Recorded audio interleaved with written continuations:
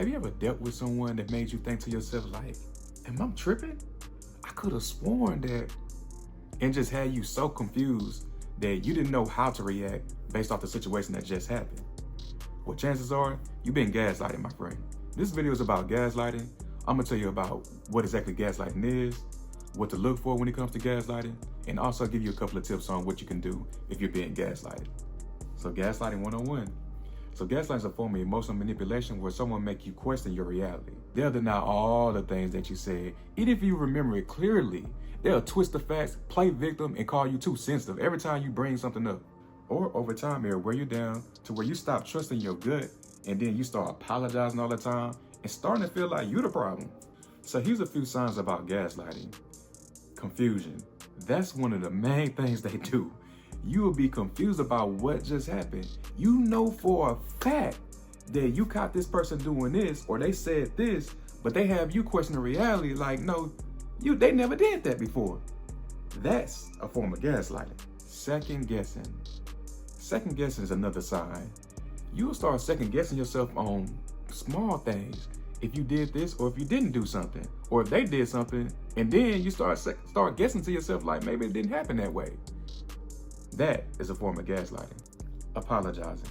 You will start apologizing about random stuff, got you walking on eggshells simply because they're playing victim and you start falling into it. The whole time they're thinking to themselves, gotcha, bitch! Being told that you're crazy. Now, I will say this, you're not crazy, but they'll have you feeling like you're crazy.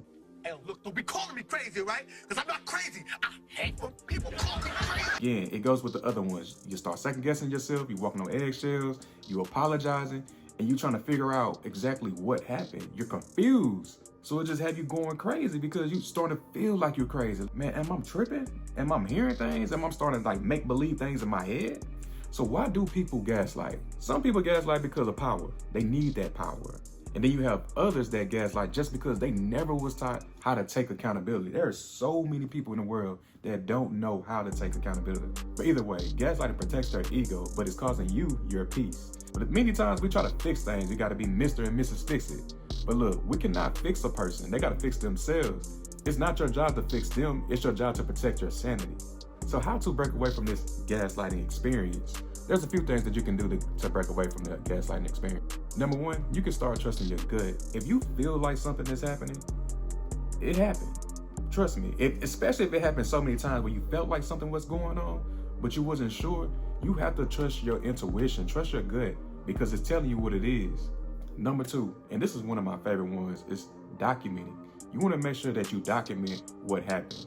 Now, this is the thing. A lot of people say they don't like to hold grudges. I understand that. But the thing about holding a grudge is, even though you can forgive, you will not forget what happened.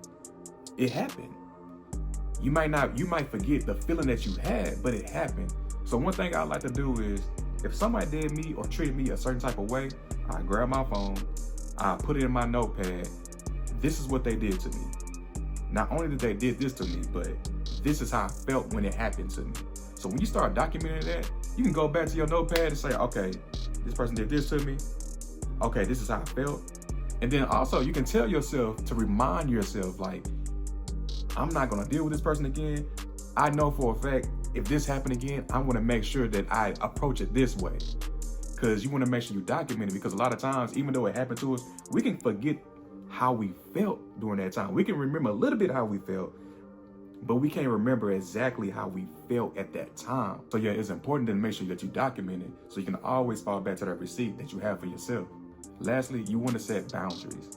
If you just so happen to want to stay in this relationship with this person that's obviously is not right for you, you want to make sure that you set some type of boundary so you can avoid whatever issue that you was having in the past. Setting that boundaries, it also shows you that you're going to stick to what you feel is right, and whatever they're doing is wrong. You have to remember that your feelings are valid. Those memories are real, and that your voice needs to be heard. So all I'm saying is, if someone is gaslighting you, you have to love yourself to know when to walk away. Don't sit there and try your best to fix them, because it's not going to happen. Obviously, if they're doing that, there's something, that's a whole bunch of issues that they got going on before you, trust me.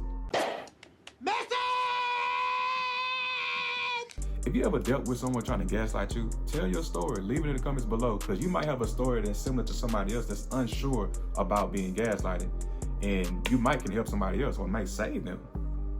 Anyway, I hope y'all have a great day. Peace.